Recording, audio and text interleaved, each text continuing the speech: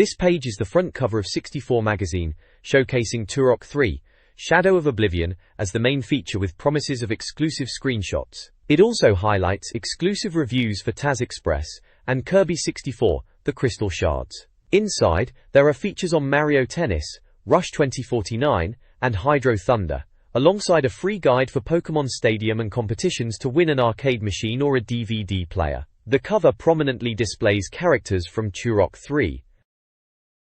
This page is an advert for Cheats Unlimited, a premium rate phone service offering hints and tips for loads of N64 games and other systems available back then. This page is the contents list for issue 40, 2000. It previews and reviews games like Kirby 64, Turok 3, Taz Express, San Francisco Rush 2049, All-Star Baseball 2001, and features on Midway and Pokémon. This showcase section covers news and rumors of upcoming games and peripherals. Anticipated features include Turok 3, F1 Racing Championship, and support for Dragon Sword. A-Day announcements highlight a remake of MS Pac-Man for N64, titled Amazing New Game, and Girls with Balls, a women's football game. Dinosaur Planet, a planned N64 adventure by Rare, featuring Saber and Crystal, and requiring the expansion pack, is previewed. Pokémon games, including Snap and Stadium, continue their success on the N64, with rumors of Pokémon Attack also coming. Perfect Dark's American release is confirmed. Finally, details surface regarding Nintendo's next console, the Dolphin, hinting at TNL technology and a microphone/headset peripheral. Stunt Driver, a racing game, is showcased alongside potential Dolphin titles like a high-definition Pokémon game, and games based on Disney franchises and Batman. This page features the Game Watch section, providing a comprehensive list of upcoming N64 game release dates, with UK releases highlighted. Screenshots showcase titles like Battlezone 64, Tony Hawk Skateboarding, Zelda, Mask of Majora, Winback, Banjo-Tooie, and Daikatana. This page features the When I'm 64 Letters section, where readers write in with their thoughts and questions for the magazine staff. Topics range from getting into games journalism and what skills are needed, to comparing the N64 console against others like PlayStation, and discussing the types of games released. Several classic N64 titles get a mention throughout the letters, including Perfect Dark, GoldenEye, Mario and Pokémon, along with references to games like Zelda, Turok, Silent Hill, Resident Evil, and even a nod to the classic Elite. The page is illustrated with art of Mario and Pikachu, a screenshot, or art, featuring a dinosaur, and images of N64 peripherals being given away as the Star Letter Prize, plus magazine covers showing Turok 3.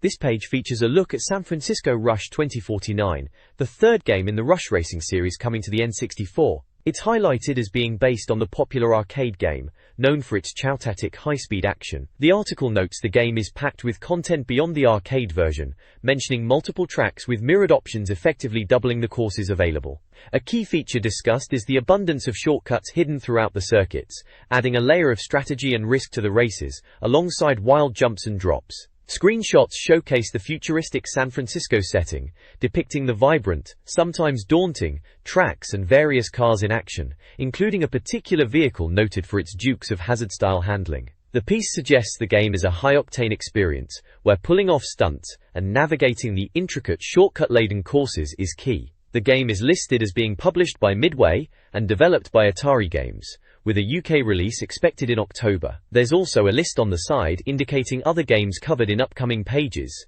such as Stunt Racer, Banjo-Tooie, and Mario Tennis.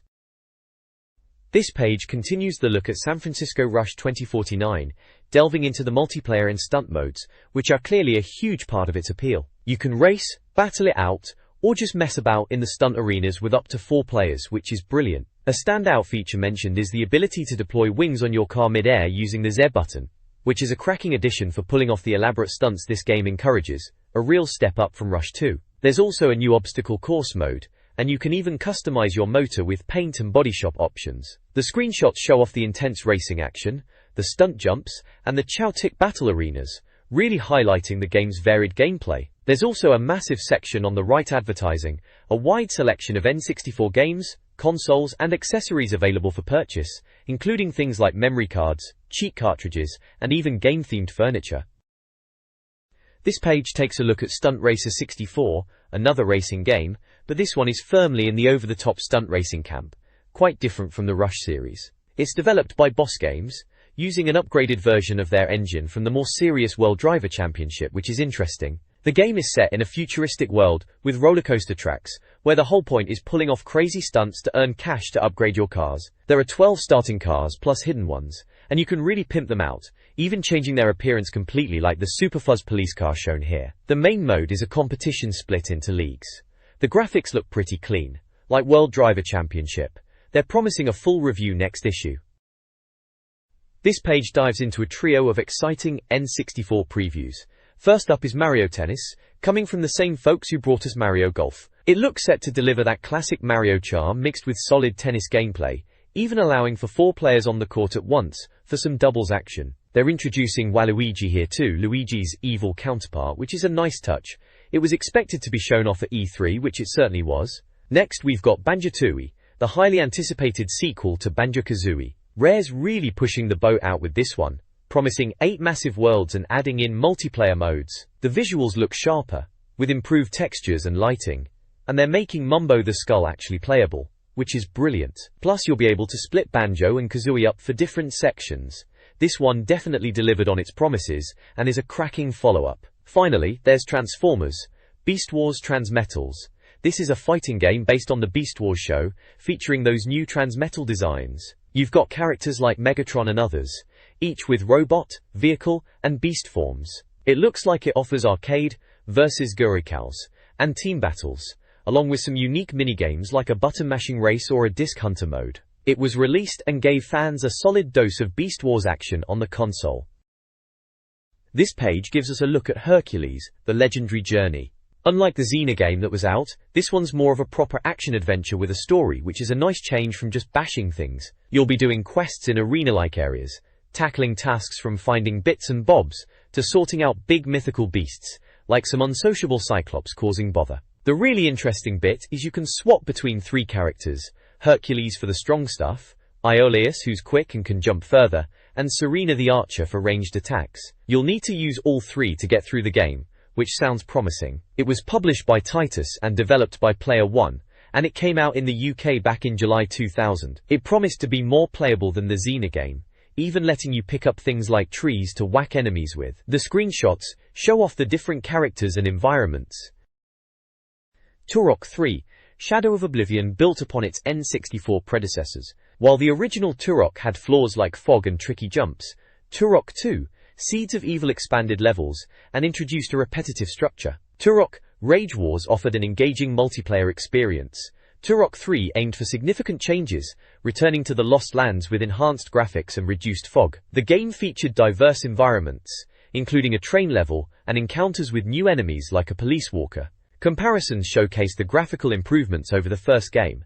The article hinted at a focus on gore and action, keeping with the series' tradition. Released in 2000, Turok 3 was a solid addition to the franchise, continuing its legacy. This page continues the feature on Turok 3, Shadow of Oblivion. We're diving deeper into the game here, starting with the story and the big question about Joshua Fireseed's fate, passing the mantle to the new heroes, Joseph and Danielle, who are tasked with taking on the powerful entity known as Oblivion, stemming from the events of the earlier games. The feature highlights some key gameplay aspects. Night vision is featured, showing how it renders the environment, and the trusty bow makes a welcome return, noted for its satisfying feel in the previous entries. The screenshots showcase some of the diverse settings we'll be exploring, like tunnels and urban areas, along with glimpses of new enemies and weapons, including those futuristic police vehicles. There's also a look behind the scenes, detailing a visit to Acclaim's UK development team in London, giving a sense of where the game was being put together. A particularly intriguing point is the discovery of a hidden message within the game itself, spotted on a computer screen, which certainly adds a bit of mystery. It looks like they were aiming to build upon the series' legacy while bringing in new characters and threats. This page continues the deep dive into Turok 3, Shadow of Oblivion. It really highlights the game's structure, noting that each level is packed with secrets, puzzles, and traps, aiming to challenge players. The text even makes a bold comparison, suggesting the overall feel is like an N64 version of Half-Life, which is high praise indeed. Graphically, they mention everything is much improved, with sharper and more colorful visuals, and the notorious fog draw distance is significantly reduced compared to the earlier games, which is certainly a plus. There's a humorous section about early mission objectives, titled Fluffy Bunnies, revealing some placeholder text about finding an evil bunny, which gives a glimpse into the development process and shows they had a bit of fun. The feature also points out the introduction of non-monster characters who can offer assistance with things like opening locked doors, or helping players find their way, though screenshots show interacting with them might not always end well. Another point of interest is the discussion around the game's size, noting that the development version was spread across 3 cartridges but was planned to be squeezed onto a single cart for the final release, which was a relief at the time. Finally, they touch upon the environments, mentioning levels featuring hot lava and teasing an impressive boss fight at the end of one such stage. The screenshots across the page showcase some of the new enemy designs, environments, and the character interactions discussed. The next page continues the Turok 3, Shadow of Oblivion preview. It talks about the 2 playable characters, Joseph and Danielle, each having their own strengths and abilities, which you'll need to use to uncover the level's secrets and beat Oblivion. They highlight the massive arsenal on offer, with 24 different upgradable weapons, mentioning cool ones like the stealth rifle, Inferno cannon, and the rather nasty-sounding Eviscerator. They reckon, while the energy weapons are alright, the feel of a high-powered carbine is still king. The game promises over 40 types of bad guys, and the screenshots certainly show some monstrous-looking creatures, the mad mutant monsters. Section points out the boss types too, looking rather imposing. The multiplayer is expected to be even better than in Turok 2. Overall they seem quite impressed, mentioning features like spiffy thermal night vision and suggesting the game could well be a landmark N64 title, especially considering how good it's shaping up after the Perfect Dark development. Also on the page is a reader survey. They're asking about things like age, gender, what other magazines people buy, what they think is a fair price for a magazine, favorite TV shows, music, clothing brands, mobile phones, sweets, and what consoles people own. It's all part of a competition to win game vouchers. This page finishes off that reader survey for the game voucher competition, asking some rather interesting personal questions about gaming habits and preferences. Then it's all about Gear 4 Games selling various Resident Evil figures, books and t-shirts, complete with an order form. This page dives into the phenomenon of Pokémon hitting the big screen with a feature on Pokémon, the first movie. It covers the UK premiere, the massive box office success in the US, and the widespread appeal of the franchise, linking it to the Game Boy Gold and Silver games. There's a look at the movie's opening sequence, showing the creation of Mewtwo, and a separate section detailing the accompanying short film Pikachu's Vacation. The page is packed with images of iconic Pokémon like Pikachu, Charmander, Mewtwo, and Squirtle, along with screenshots from both the main feature and the short, really highlighting the hype around the film at the time. It captures how Pokémon had truly exploded into a global sensation. This page is an advert for 64 Solutions magazine, highlighting guides for Resident Evil 2, Turok Rage Wars, Ready 2 Rumble Boxing, and Donkey Kong 64, along with cheats and maps. Life's a Battle explores Midway Games' N64 legacy. The article highlights several titles, including the chance to win a Gauntlet Legends arcade machine.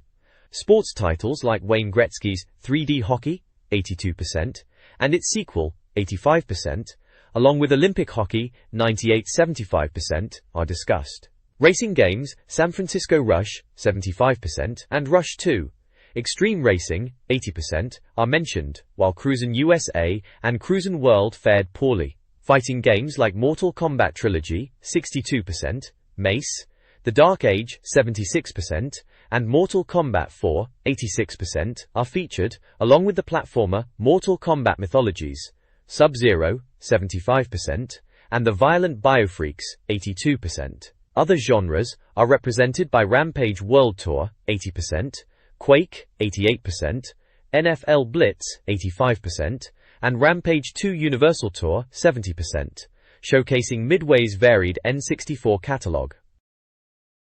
This page continues the Life's a Battle feature on Midway.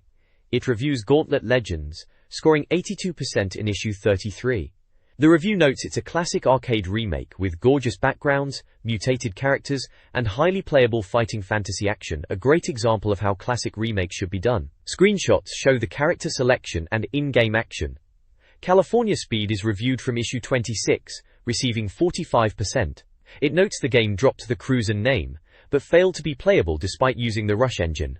coming nowhere near the quality of the Rush games. The screenshot shows the highway racing view. Ready to Rumble Boxing, reviewed at 75% in issue 34, is highlighted as a hit across consoles, giving boxing a much-needed dose of arcade adrenaline with stunning 3D graphics, power moves, and a distinct style, definitely not a simulation. A screenshot shows two fighters mid-bout.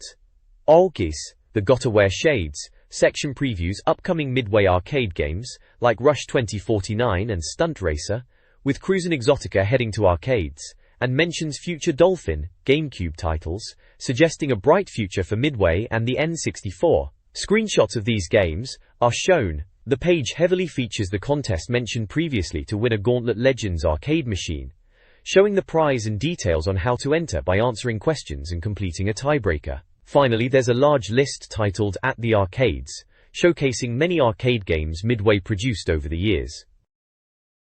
This issue spotlights top games for the Neo Geo Pocket Color. Sonic Pocket Adventure delivers classic 2D platforming action reminiscent of the Mega Drive games, earning a must-buy recommendation. Metal Slug Second Mission provides intense run-and-gun gameplay across multiple levels, allowing players to choose characters and utilize various weapons and vehicles. Dive Alert Becky's version offers a unique experience, a simplified simulation/strategy game where players control a submarine battling robot subs. Finally, Neo Turf Masters, despite the genre, is highlighted as a fantastic golf game with detailed courses and addictive gameplay. Each game is accompanied by screenshots and ratings, emphasizing their quality and appeal. This page continues looking at cracking games for the Neo Geo Pocket Color. Puzzle Link 2 builds on the original, offering addictive Puyo Puyo-style linking puzzles where you match symbols to clear lines moving down the screen. It gets tougher fast with strategic play and even lets you win cards, earning a solid Fawn rating. Next up is Gals Fighters, a top-class beat-em-up for the machine. With 10 characters, initially 2 hidden, it's a fast and responsive fighter. A neat feature is the inclusion of items during matches to give you an edge. It's a strong fighting game option, getting 4 nanoseconds. Duck Card Fighters Clash is Senk's take on the card-collecting craze, clearly influenced by Pokémon. You collect cards representing characters, battle turn-based, and eliminate the opponent's points. It's absorbing and highly addictive, especially for travel, earning a 5 rating. Finally, there's the Match of the Millennium, a crossover fighting game featuring characters from both Street Fighter and Senk's martial arts series. With 18 characters and various fighting and minigame modes, including an Olympic-style event, it packs a lot in. It's a great beat-em-up with depth, also earning a 5 rating. This page continues the look at some cracking games. First up is Magical Drop Pocket for the Neo Geo Pocket Color, another puzzle game in the vein of clearing lines of colored balls. It's described as incredibly addictive, despite a rather weird storyline, allowing Link cable play against a mate. The screenshots show the puzzle grid and the character at the bottom. It gets a solid 4 nanoseconds rating. Daybor, below that is Pac-Man, a true classic for the Pocket Color. This brings back memories of the original Maze game, with Blinky, Pinky, Inky, and Clyde chasing you. You gobble up dots and use power pellets to turn the ghosts blue. It looks like a faithful adaptation with a choice of display modes, and the rating suggests it's spot on, bagging a full 5 nanoseconds. The right side of the page is a big spread, promoting various Nintendo magazines covering N64, Game Boy, and Game Boy Color, showcasing consoles and games like Pokémon Stadium and Toy Story 2. It's basically an advert. This page lays out how 64 magazine approaches its reviews, explaining the various boxes you'll see, such as 9 info for game details, the £64,000 question for pros and cons, and memory options for saving progress. It also details how PAL performance is noted for import games and where the game was supplied by. The main feature is the review of Kirby 64, The Crystal Shards. It highlights the return of the strange pink blob from Japan to the N64, noting its unique and somewhat weird nature. Screenshots show off the game's look. The page also explains the magazine's 5-icon rating system for graphics, audio, gameplay, and challenge, along with the overall percentage score breakdown, from 95% plus Gold Award winners down to the lowest scores. You also get a glimpse of other games featured in the issue, including a preview of Taz Express, All-Star Baseball 2001, and the cricket game Strike Force. There's a handy guide to the N64 controller buttons as well. This page features the main review this issue promised, focusing on Kirby 64, The Crystal Shards.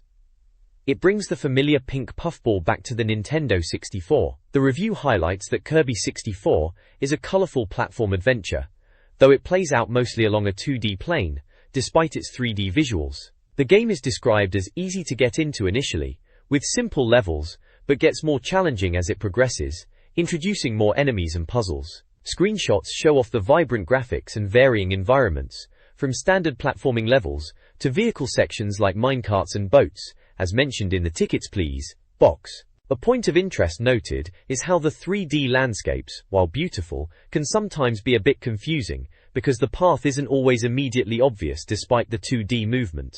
The £64,000 question box points out the gorgeous graphics, Kirby's many morph abilities, imaginative enemies, and addictive multiplayer as positives, while noting it's a bit too easy to complete, and the gameplay is linear. The Call the Exorcist section details an early boss fight where a friend gets possessed, adding a touch of the weirdness Kirby games are known for. It's clear this is the big Nintendo platformer for the N64 that year, offering the classic Kirby experience with updated visuals. This page dives deeper into Kirby 64, the Crystal Shards. Following on from the introduction to the game, it highlights Kirby's incredible ability to transform, noting that he's a true polymorph. A big part of the fun here is the ability to combine powers, like mixing rock and fire to get a whole new ability. The review praises the sheer variety of these transformations, and how they can be useful for specific situations or levels, making certain areas much easier to get through, especially with the flying abilities. However, it also mentions that some of the power combinations can make boss fights and levels almost trivial, which is a bit of a shame given the otherwise clever level design. Beyond the main adventure, the page also covers the multiplayer side of things, dubbed Manic Multiplayer Madness. It confirms there are 3 distinct minigames included: Kirby Racing, Kirby Catch, and Kirby Madness. These are described as simple on the surface but surprisingly fun and challenging, whether played solo against the CPU or with friends. Screenshots on the page show examples of these minigames and various Kirby transformations, including the Captain Nemo-like water ability. It really rounds out the package, offering plenty to do even after finishing the main story. This page continues the review of Kirby 64, the Crystal Shards.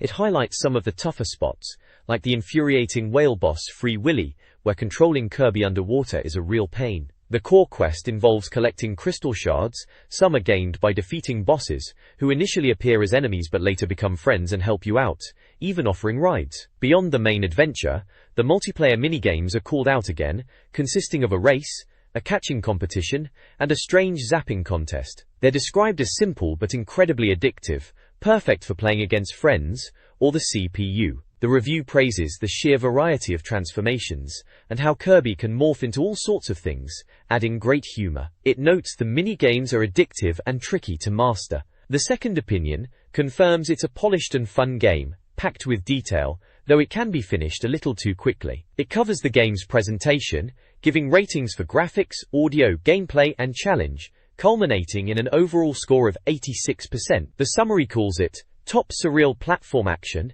and confirms it's a game for both kids and adults. It was originally an import title, but it did see a full PAL release later on. This page is dedicated to a review of Taz Express. It features the Tasmanian Devil in a platforming adventure, where the main goal is to safely deliver a crate across his home island. A key gameplay mechanic highlighted is that the crate itself has limited lives, making careful navigation and puzzle-solving crucial, as Taz himself is essentially invulnerable. The screenshots show a variety of environments Taz travels through, including urban areas, beaches, and industrial settings, requiring him to tackle challenges like driving cars and even swimming. Taz can also use his signature spin to interact with, and often destroy the environment. There's a feature mentioned called All Change, which modifies the game upon completion for replayability. The review touches upon the puzzle elements involved in figuring out the best routes to protect the fragile cargo. Taz Express was released on the N64 in PAL regions. This page continues the review of Taz Express, highlighting more of the gameplay mechanics and presenting the final verdict. They talk about the bonus levels you can unlock, which offer more replayability, accessed by finding items after finishing the game depending on the starting path you chose. It also mentions how the spinning mechanic suits the character, but maybe isn't fully realized, although Taz's sounds certainly add character. The The visuals are praised for their vibrant colors and cartoon style, though the review points out some pop-up and fogging can get in the way, and some areas look a bit plain. Apparently, the high camera angle usually hides this, which is clever. Other familiar Looney Tunes characters, like Marvin the Martian, Yosemite Sam, and Wile E. Coyote pop up as bosses or challenges. The controls are kept simple, just using the stick and A/B buttons, with camera control on the C buttons, making it easy to pick up. It gets a solid rating across the board, with gameplay, graphics, audio and challenge generally scoring quite well, leading to an overall score of 82%. The second opinion calls it a colorful and surprisingly fun puzzle platformer, definitely worth a look even if not quite in the league of Zelda or Perfect Dark. The soundbite sums it up as a fun platformer, with good puzzle elements. Alternatives listed are Tarzan and Toy Story 2. This page features a review of All-Star Baseball 2001. It's presented as a deep dive into the latest baseball sim from Acclaim. Boryton, the review kicks off by acknowledging that baseball might not be huge in the UK, but posits the game is still enjoyable as a fun rounders game with impressive stadiums. The graphics are highlighted as a major plus, with sharp visuals, detailed uniforms and realistic stadiums. Player models and animations are also praised, from the pre-game anthems to reactions and celebratory dances.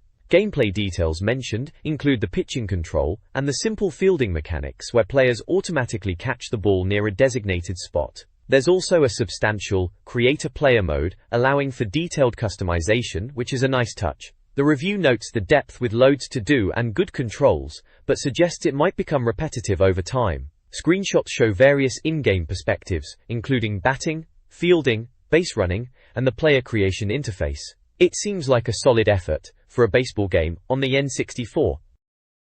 This page continues the review of All-Star Baseball 2001, getting into the nitty-gritty. It highlights batting as the most challenging part, requiring precise timing, though arcade mode makes it a bit more forgiving. There's a real sense of satisfaction when you connect properly. Pitching is praised for its depth, offering a huge selection of throws and even hints about batter weaknesses, which is a clever touch. The game packs in plenty of modes, including arcade, league, playoffs, and even management, plus hitting minigames.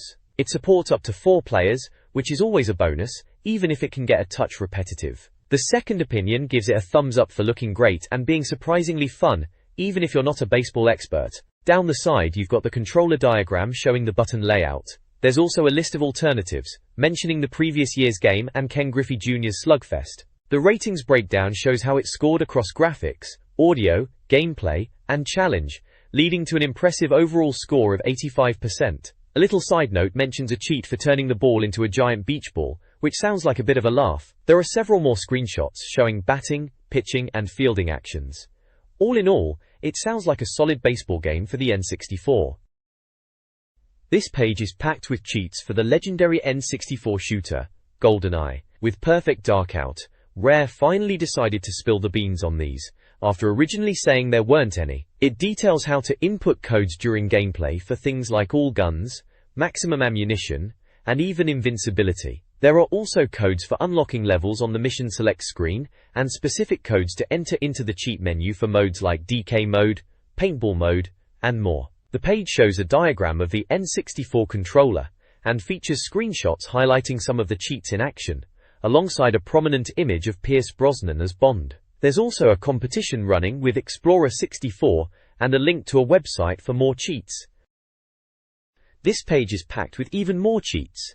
Building on the previous page's GoldenEye tips, you've got a whole load more button presses for that game, covering everything from turbo mode to invisible Bond, and getting all the guns. It also dives into cheats for other cracking N64 titles. You can find how to get invincibility in Resident Evil 2, pull off some mad tricks with perfect balance and fast animation in Tony Hawk's Pro Skater, and unlock the hilarious cast of characters in South Park Rally. There are also tips for Rainbow Six, like getting unlimited grenades. The page is dotted with images, showing off Bond again, a rather unpleasant zombie from Resident Evil 2, Cartman from South Park Rally, and some skating action from Tony Hawk. You've also got a reminder about the Explorer 64 cartridge, and a big advert for the Cheats Unlimited service for even more codes. This page is the Score Zone section, where players submit their best times and scores across a variety of N64 games. It highlights top performances in classics like Legend of Zelda, Banjo-Kazooie, Wave Race, and 1080 snowboarding, among many others. The magazine is calling for submissions for newer titles, asking players to challenge the best scores in games like Mario Party 2, Tony Hawk's Pro Skater, Jet Force Gemini, and Donkey Kong. There are screenshots showcasing racing action and platforming levels from some of the featured titles. This page is the Score Zone section, packed with reader-submitted top scores and times for a heap of brilliant N64 games. You've got the best times for levels in classics like GoldenEye, Star Wars, Rogue Squadron, and Blast Corps, showing off who mastered those missions fastest. Then there are the racing heroes topping the charts in Diddy Kong Racing and Mario Kart 64, with screenshots showing off race stats and best laps. There are also high scores and records for games like Fighter's Destiny, Snowboard Kids, Tetrasphere, and even survival records for Vigilante 8 and Donkey Kong 64 arena modes. The page also lays down the Score Zone Challenge, inviting players to dominate Tony Hawk's skateboarding for a chance to win the Ultimate Player title and a cool steering wheel controller. It's a real showcase of who was putting in the hours to be the best on the N64 back then. This page is a cracking playing guide for Hydro Thunder, focusing on the easy Thunder Park level. It breaks down the track with a map, shows you where the boosts and ramps are, and gives you a bit of a key explaining what they do. There's also a handy tip about gaining temporary invincibility if you use your boost enough. The guide walks you through the level section by section using numbered screenshots, showing you the optimal path and where to grab those all-important boosts to stay ahead of the pack in this brilliant boat racer. This page carries on the Hydro Thunder playing guide, tackling two more easy difficulty courses, Lost Island and Arctic Circle. It lays out the tracks with clear maps, using numbered points that correspond to screenshots showing you exactly where to go and what to aim for, like picking up those all-important boost icons. The guide highlights key features such as ramps, tunnels, drops, and waterfalls, explaining what each symbol on the map means with a handy key. There's also a general tip about picking the right boat for the course, which is crucial for mastering those sharp turns and gaining an edge in this fantastic N64 racer. This page continues the Hydro Thunder playing guide, moving on to the medium difficulty courses, Greek Isles and Lake Powell. Just like the previous pages, it shows the layout of both tracks, with numbered points linked to screenshots. There's a section here giving vital tips on taking a corner properly to maintain speed, and another explaining the boost system, detailing how much extra time you get from red and blue boosts. It's crucial stuff for shaving off those milliseconds and dominating the race. The key for the track map symbols is also shown again for clarity. The next page delves further into the Hydro Thunder playing guide, moving on to the medium difficulty, the Far East track, and the hard ship graveyard. For the Far East, it highlights navigating a river deep in the mountains of China and suggests using the Misbehave boat, described here as excellent for twisting tracks. The guide points out key boost locations near waterfalls and ramps, showing you where to pick up essential power-ups. Then we move on to the hard track, Ship Graveyard, which is depicted as a tough, challenging race through a floating junkyard with many shortcuts and tricky turns. The guide recommends the Damn the Torpedoes boat for this course, and details strategic points for grabbing boosts, including hydro-jumping off drops and navigating shortcuts. Like the previous pages, it features detailed track maps, with numbered points linked to screenshots, giving you a visual step-by-step walkthrough to master these difficult races. The handy key for the map symbols is shown again at the bottom. The next page continues the Hydro Thunder playing guide, focusing on two more demanding tracks from the hard difficulty setting.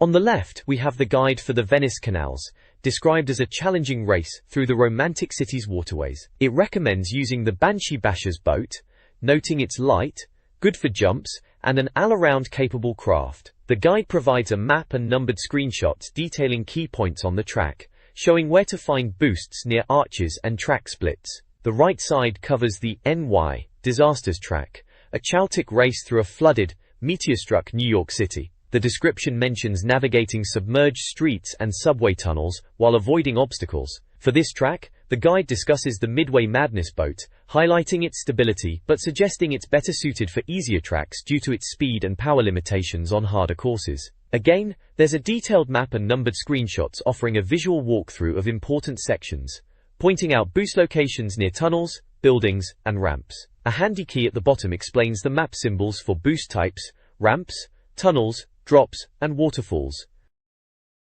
The next page continues the Hydro Thunder guide, this time covering some of the bonus tracks. First up is Catacombs, which is described as a claustrophobic and challenging race through dark, twisty caverns filled with narrow passages and jagged rocks. The map shows the layout and locations of boosts. Below that is Hydro Speedway, a nighttime circuit race packed with sharp bends and chicanes, as the text mentions. The screenshots and map show how to navigate the course and grab the various boosts, including one requiring a hydro jump. On the right is the guide for Castle Von Dandy, set around an abandoned castle in the Scottish Highlands. It's noted for its narrow moats and waterways, and there's a shortcut through the castle windows. There's also a profile for the Razorback boat, described as difficult to control but fast if tamed. The map and screenshots detail the track's layout and boost placements, including boosts found by launching off ramps. The key at the bottom again explains the symbols for different track features, like boosts, ramps, tunnels, drops, and waterfalls.